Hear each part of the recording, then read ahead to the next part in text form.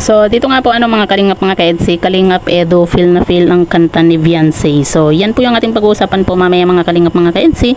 Pero bago po natin ipagpatuloy ang video ito sa mga bago pa lang po sa ating munting channel, huwag po natin kalimutang suportahan naman ang Kalingap Kuya Val Santos Matubang at Kalingap Rab. At paunawa panoorin po muna ang full video bago mag-comment para malaman ang nilalaman nito. So dito nga po mga kalingap mga ka-EDC, Kalingap Edu, feel na feel ang kanta ni Beyonce. So yan po mga kalingap mga ka-EDC. Marami rin po yung nakamiss nga po sa pagkanta nga po ni Beyonce, lalo na po yung kinanta po niya na Sabihin Mong Lagi, di ba? Kasi ito po yung yung unang-unang kinanta nga po ni Beyonce dito kay Kalingap Edu na talaga namang grabe sobrang kinilig po tayo dito nga po sa pagkanta ni Beyonce noon nung kinanta po niya yung Sabihin Mong Lagi, di ba? Yan po yung inulit-ulit po nating naging music nga po yung Sabihin Mong Lagi, di ba? Kumbaga lahat po ng mga kinakanta po ni Beyonce, talagang yung may meaning, kumbaga may ibig sabihin kumbaga may hugot ba. Di ba? Ang gaganda ng mga kinakanta po ni Beyonce, talagang parang patama lagi dito kay Kalingap Edu, kumbaga Sabihin Mong Lagi, di ba? Yun yung nakakamiss nga po na kinanta po ni Beyonce. At yun nga request po yan ng mga viewers na kantahin nga po ni Beyonce nung nag-outing nga po sila. Sana nga po mga kalingap mga ka-EDC, balik po ni Kalingap Rab yung ganyan nga po nasa tuwing may vlog nga po siya sa EDC, kumbaga ibalik po niya yung kantahan, di ba? Nakakamiss lang po yun kasi sobrang nakaka-good vibes lang po, di ba? Kumbaga pampawala ng stress, at yan na rin po yung isa sa mga inaabangan po natin lagi yung kanilang tambalan nga po, yung kanilang mga video, di ba? Saka mas okay na po yan yung minsan kapag may vlog itong si Kalingap Rab nga po sa EDC, minsan mas maganda na yung good vibes lang, yung mga kanta-kantahan, di ba? Tapos konting usap, di ba? Itong si Kalingap Edu at Beyonce, minsan mas maganda po yung ganyan kaysa yung mga issue na nakaka-stress. Di ba?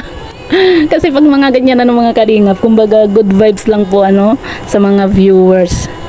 Kaysa naman yung sa mga issue na imbes na nanonood po tayo para mawala yung stress po natin, para pampagod vibes lang, pero yung iba kasi grabe din, hindi maiwasan yung pangbabash din po yung kahit na wala namang ginagawa itong si Beyonce na hindi maganda po sa kanila, talagang kumbaga kung na lang yung mga pinapansin po nila, kagaya na lang po ngayon nitong pagpunta nga po nila sa outing. Kumbaga ang daming dito kay Kalingap Edu nga po namin, yung iba sinisisi, yung iba hindi po naiintindihan kung bakit hindi na ihatid sundo ni Kalingap Edu itong si Beyonce, di ba? Ang dami po nating nababasa na hindi po magagandang komento nga po patungkol dito kay Kalingap Edu, di ba? Kumbaga parang kaya nga itong si Beyonce nga po kumbaga pinagtanggol din po niya itong si Habi na wag daw pong i-bash nga po itong si Habi, kasi nga po nagpaalam naman daw po itong si Habi nga po kay Beyonce. O di ba? Buti pa nga po itong si Beyonce nakakaintindi, di ba? At saka hindi naman po pwede na halos lagi na lang oras-oras nasa tabi ni Kalingap Edu itong si Beyonce. Di ba? Yun, kailangan sila lang lagi yung magkatabi, di ba?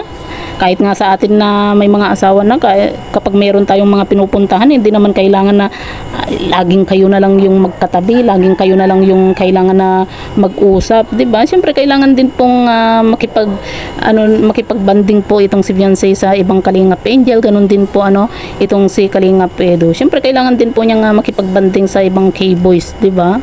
Hindi yung kailangan na gusto ng iba, laging itong si Kalingap Edu at Beyonce yung magkatabi, laging magkausap, di ba? Minsan din po kasi mga kalingap, kumbaga yung ibang viewers din po hindi naiintindihan buti pa itong si Beyonce nga po ipinagtanggol din po itong si Kalingap Edu na wag nga daw pong i-bash itong si Kalingap Edu nga po So yan po mga kalingap mga ka-EDC, sino po yung nakamiss nga po dito nga po sa pagkanta-kanta nga po ni Beyonce, lalo na po sa kinanta po niya na Sabihin Mong Lagi.